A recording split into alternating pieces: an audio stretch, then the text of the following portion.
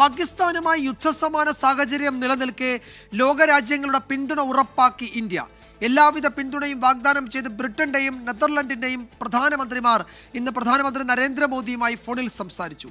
വിദേശ രാജ്യങ്ങളുടെ സ്ഥാനപതികളുമായി വിദേശകാര്യമന്ത്രി എസ് ജയശങ്കർ ഇന്ന് പ്രത്യേക കൂടിക്കാഴ്ചയും നടത്തി. നയതന്ത്ര ബന്ധങ്ങൾ വെട്ടിച്ചുരുക്കിയും സിന്ധു നദിയിൽ നിന്നുള്ള വെള്ളം തടഞ്ഞും പാക് പൗരന്മാരെ വിലക്കിയും ഇന്ത്യ പാകിസ്ഥാന് മേൽ കനത്ത ഭീഷണി ഉയർത്തിയ സമയമാണ്. തെളിവുകളില്ലാതെ ഇന്ത്യ അതിക്രമം കാണിക്കുന്നുവെന്ന് ആരോപിക്കുകയാണ് മറുവശത്ത് പാകിസ്ഥാൻ. പാക് സ്പോൺസേഡ് ഭീകരവാദത്തോട് ഇനി സന്ധിയില്ലാതെ മുന്നോട്ട് പോകാൻ ഉറച്ച ഇന്ത്യ പരമാവധി ലോകരാജ്യങ്ങളെ ഒപ്പം നിർത്തുകയാണ്. പ്രധാനമന്ത്രി നരേന്ദ്രമോദിയുമായി ഫോണിൽ സംസാരിച്ച ബ്രിട്ടീഷ് പ്രധാനമന്ത്രി കയർ സ്റ്റാർമർ ഭീകരവാദ വിരുദ്ധ പോരാട്ടത്തിന് പിന്തുണ അറിയിച്ചു. നെതർലൻഡ് പ്രധാനമന്ത്രിയും ഇതേ പിന്തുണ മോദിയുമായുള്ള ടെലിഫോൺ സംഭാഷണത്തിൽ ഉറപ്പു നൽകി. ഭീകരവേട്ടയ്ക്ക് സഹായം നൽകാമെന്ന് അമേരിക്കയും ഇന്ന് വാഗ്ദാനം ചെയ്തു.